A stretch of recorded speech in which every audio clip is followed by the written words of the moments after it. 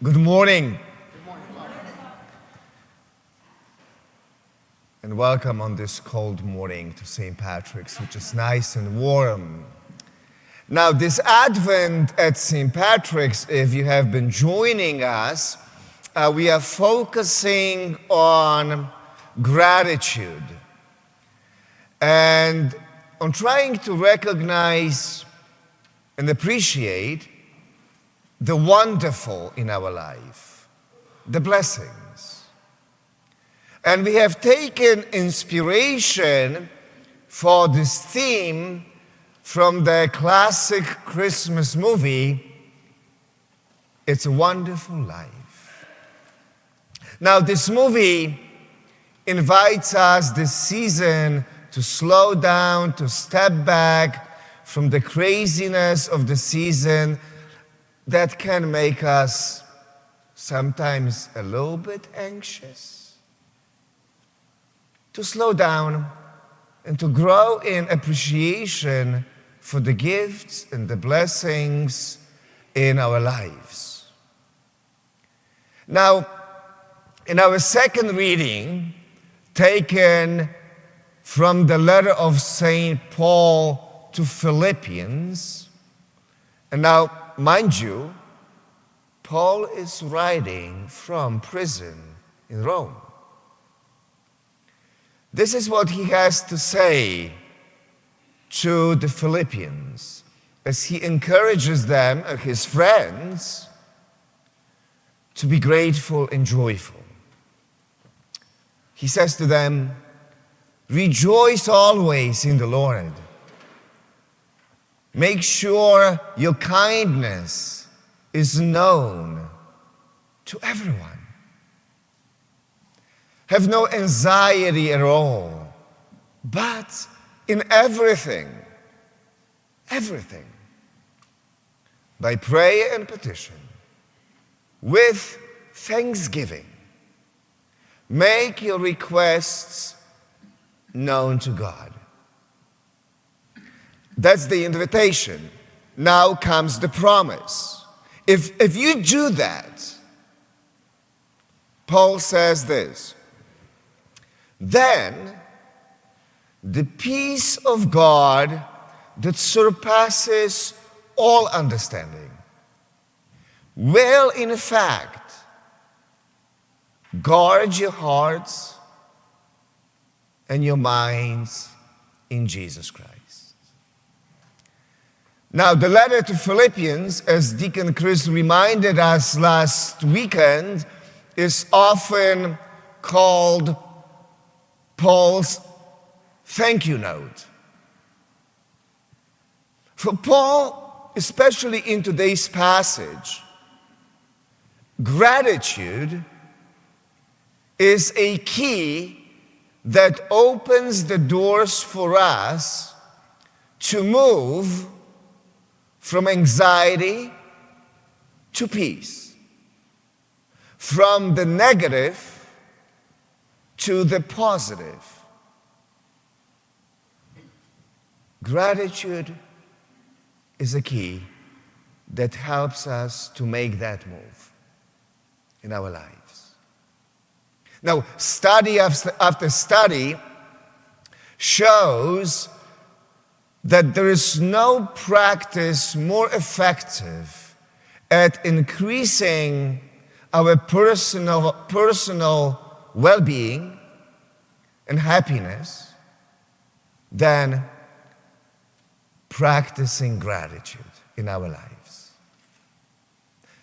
Now, you probably don't need science to tell you that.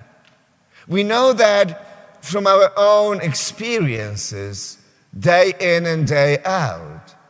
When I focus on the good things in my life, and when I am grateful for the gifts and the blessings, I feel better. My life tends to be better.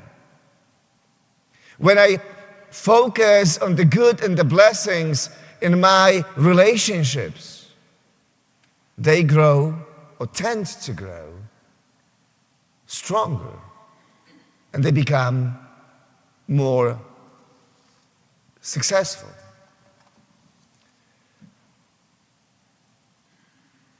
Now, last week, we looked at being grateful for people in our lives. The way Paul showed gratitude for his friends in Philippi. Now, this weekend, we want to look at the connection between gratitude and giving. And we see this played out beautifully in our passage from the Gospel of Luke, in which Luke introduces to us the figure of John the Baptist, a central figure in the season of Advent. Now, John the Baptist was widely popular. He was a great prophet and a preacher. Preaching out in the wilderness, people would flock from cities and towns of the region to hear John the Baptist. And he called them to renewal in faith. He called them to reform in living. And he challenged them. And he says to them today in the gospel, prepare the way of the Lord. The good news that God would visit his people meant, in the mind of John, that they had work to do. Just being Jewish or religious was not enough. They couldn't simply rely on their religious identity or heritage. To be ready for the coming of the Lord, they had to prepare. They had to do something. You see, John preaches against that mentality that says that faith should not have impact on our lives or on what we do. John is against that. For him, the opposite is true. And so he called his fellow Jews, and he calls us to active preparation, to a faith that is alive in us, to a faith that is transforming us and the world around us. Now, John's preaching must have been powerful and pretty effective, because the Gospel of Luke tells us that the crowds asked him, so what should we do? As if to say, okay, John, you have convinced us. We believe the Messiah is coming. We believe we should do something to prepare for him. What exactly should we do to get ready? And of course, John the Baptist is going to give them the answer. And he says this: whoever has 2 tunics should share with the person who has none. And whoever has food should do likewise. Share with those who have none.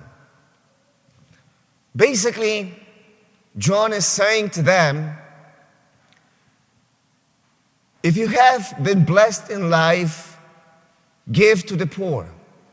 Give to those in need. Give to those who are less fortunate than you are, because you have been blessed. You see, gratitude for the blessings in our lives is meant, at least for people of faith, for the followers of Christ, is meant to lead us to sharing those blessings with others, especially the poor and the less fortunate, with those who have less or none. You see, that's why every Advent here at St. Patrick's we have Christmas giving tree with close to 400 individual gifts that this year will be given to the people, especially the kids in our community, who otherwise may not be able to get a gift. That's why 2 weeks before Advent, we have Thanksgiving baskets, and we help those in our community who are in need. That's why we have John 21 breakfast every Saturday, and we serve between 100 to 150 breakfasts every Saturday. That's why we send our teens on a mission trip every summer to help those in need. That's why we will be opening our doors starting January 1st to Blackstone Valley Emergency Shelter, hopefully every day of the week, if need be, especially when temperatures drop down to below freezing overnight.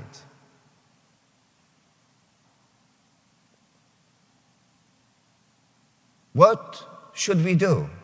They asked Jesus. Well, helping those who are in need is the way we prepare. You know, John talks today about specific kind of giving, doesn't he? That we find in the Bible repeatedly, over and over again. And John describes this kind of giving as coming from what's extra. If you have 2 tunics, give one to somebody who has none. If you have more than enough food, give somebody who may not be able to afford food. Now, having more than enough, having extra is not a bad thing. I mean, we should celebrate that. It's a blessing in our lives if we actually do have extra or enough. It's something we should be grateful for in our lives. But one way, to show gratitude for the blessings in our lives is to share those blessings with those who have less or none. See, if I have been blessed in my life, I am called to share those blessings with others. You see, I may not know to whom this Christmas gift will go to. I may not know that kid in my community. I may never meet this person. Yet, that's not the point. Now, and if we do so, we will grow in gratitude, because we will receive even more in return, the joy of making difference in the lives of others, even though we may not know who that person is. See, one of the blessings that changed George Bailey's life in the Christmas movie, It's a Wonderful Life, was the fact that as he looks at his life, he realizes what a wonderful gift he has been to others and what impact he actually made in the lives of other people.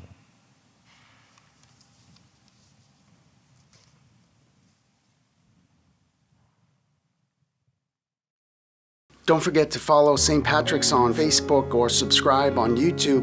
And please join us for any of our live stream masses this weekend. Details are below in the description. God bless you. Like burning incense, O Lord, let my prayer rise up to you. Like burning incense, O Lord, let my prayer rise up to you.